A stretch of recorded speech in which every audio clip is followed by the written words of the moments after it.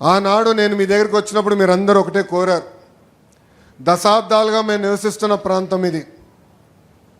మా తల్లిదండ్రుల దగ్గర నుంచి ఇక్కడనే ఉంటున్నారు.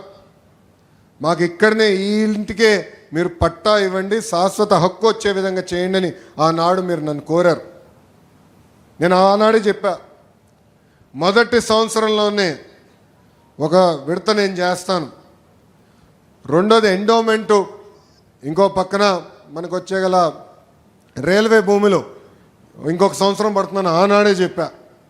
అటవీ శాఖ భూములు వచ్చే అటవీ, అదేవిధంగా కాల్వ కానివ్వండి, కొండ పూరంబు కానీ అది కొంచెం టైం పడుతుందని ఆనాడే చెప్పా. అంటే ఇచ్చిన హామీ నిలబెట్టుకునేదానికి ఈరోజు మీ లోకేష్ మీ ముందర నిలబడుతున్నారు.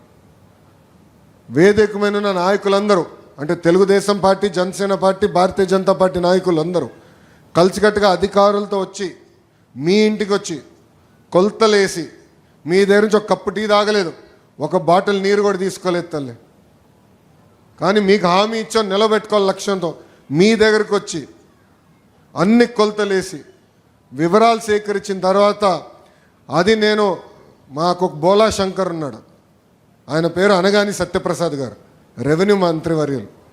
ఆయనకి చెప్పి అన్న ఇది ఉంది, మా మంగళగిరిలో ఈ సమస్య ఇట్లా ఉంది, మీరు అన్ని రకాలుగా సహకరించాలి, ఇది కేవలం మంగళగిరికే కాదు రాష్ట్ర ప్రజలకి పనికొచ్చే జియో అవుతుంది, దయచేసి మీరు కూడా సీరియస్గా తీసుకోమని అంటే ఆయన ప్రోత్సాహం మేరకు ఈరోజు మొదటి విడతలో సుమారుగా, అంటే ఇంకా రోజు రోజు పెరుగుతున్నాయి, కానీ ఇప్పటికీ దాదాపు 3200 కుటుంబాలకి ఉచితంగా ఇంటి పట్టాలు ఎన్డీఏ ప్రభుత్వం అందజేస్తాం జరుగుతుంది. అమ్మా ఈరోజు ఆ ఆస్తి విలువ 1000 కోట్ల రూపాయలు. నేను ఇచ్చే పట్టా మీరు తీసుకెళ్ళి రిజిస్టర్ చేసుకోవచ్చు, ఇమ్మీడియట్గా రిజిస్టర్ చేసుకోవచ్చు. 2 సంవత్సరాల తర్వాత అమ్ముకునే హక్కు కూడా మీకు వస్తుంది. అంటే శాశ్వత హక్కు ఈరోజు ఎన్డీఏ ప్రభుత్వం మీకు అందజేస్తుంది. ఇది మనందరికున్న దశాబ్దాల కళ. మీరందరూ నాకు చెప్పింది ఈ విషయమే. ఆ హామీ నిలబెట్టుకునే దానికే మీ లోకేష్ మీ ముందర నిలబడ్డారు.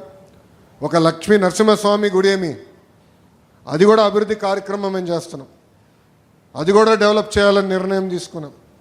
భూగర్భ డ్రైనేజ్ విషయం ఇప్పుడే చెప్పా, పార్కులు చెరువుల విషయం చెప్పా, 100 పడకల ఆసుపత్రి విషయం చెప్పాను.